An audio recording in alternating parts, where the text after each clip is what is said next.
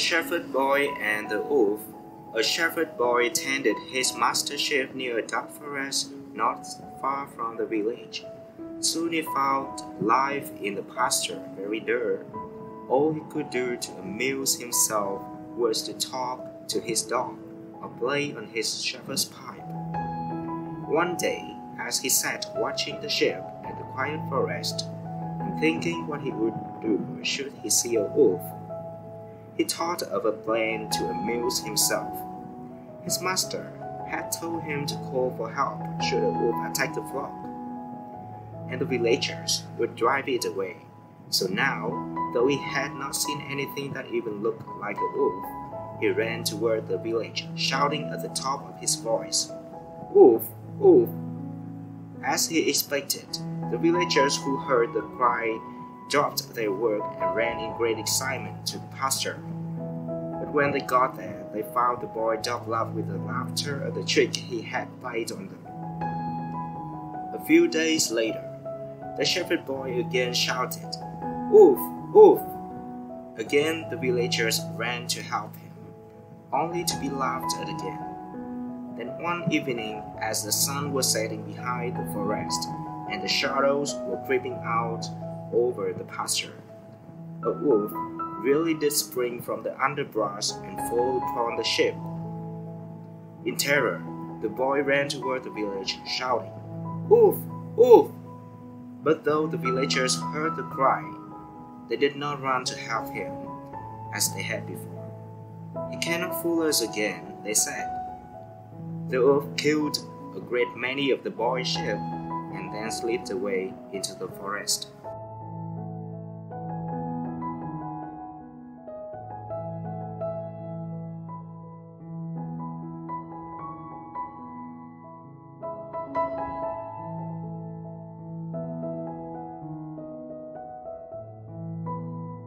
The sheep and the pig. One day, a shepherd discovered a fat pig in the meadow where his sheep were pastured. He very quickly captured the porker, which squealed at the top of its voice the moment the shepherd laid his hands on it. You would have thought, to hear the loud squealing, that the pig was being cruelly hurt. But in spite of its squeals and struggles to escape, the shepherd tucked his prize under his arm and started off to the butcher's in the marketplace. The sheep in the pasture were much astonished and amused at the pig's behavior, and followed the shepherd and his charge to the pasture gate. "What makes you squeal like that?" asked one of the sheep. "The shepherd often catches and carries off one of us, and we should feel very much ashamed to make such a terrible fuss about it like you do." "That is all very well," replied the pig, with a squeal and a frantic kick.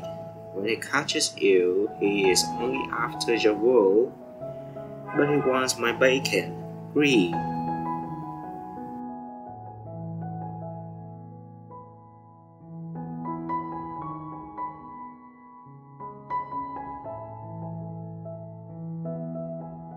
The travelers and the purse. Two men were traveling in company along the road, when one of them picked up a well-filled purse. "How lucky I am," he said. "I have found a purse. Judging by its weight, it must be full of gold." "Do not say, 'I have found a purse,'" said his companion. "Say rather, 'We have found a purse, and how lucky we are.' Travelers often share alike the fortunes or misfortunes of the road." "No, no," replied the other angrily. "I found it, and I am going to keep it." Just when they heard a shout of "Stop thief!" and looking around, saw a mob of people armed with clubs coming down the road. The man who had found the purse fell into a panic. "We are lost if they find the purse on us," he cried. "No, no," replied the other. "You would not say 'we' before, so now stick to your 'I.' Say, 'I am lost.'"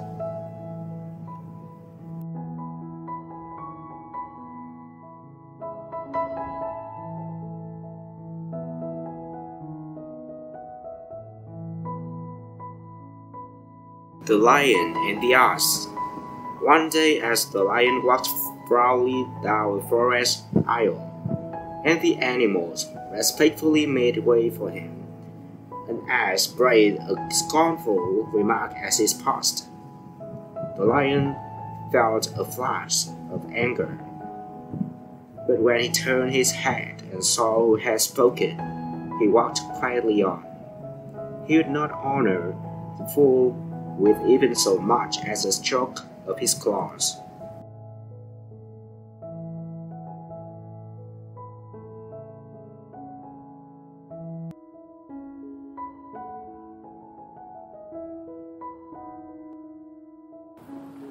The frogs wished for a king. The frogs were tired of governing themselves.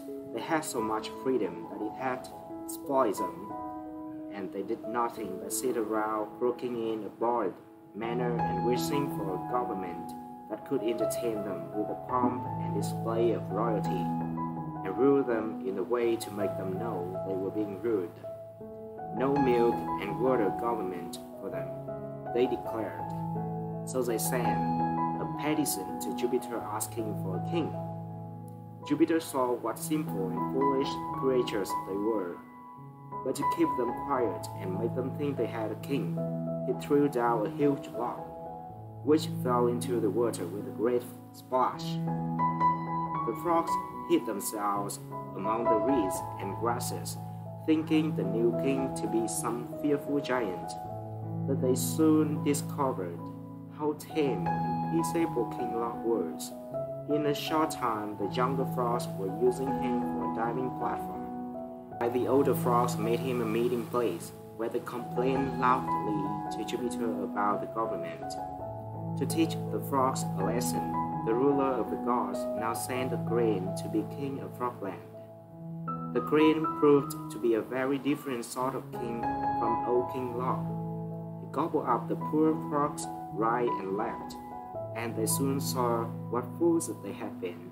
In mournful croaks, they begged Jupiter to take away the cruel tyrant before they should all be destroyed. "How now?" cried Jupiter. "Are you not yet content? You have what you asked for, and so you have only yourselves to blame for your misfortunes."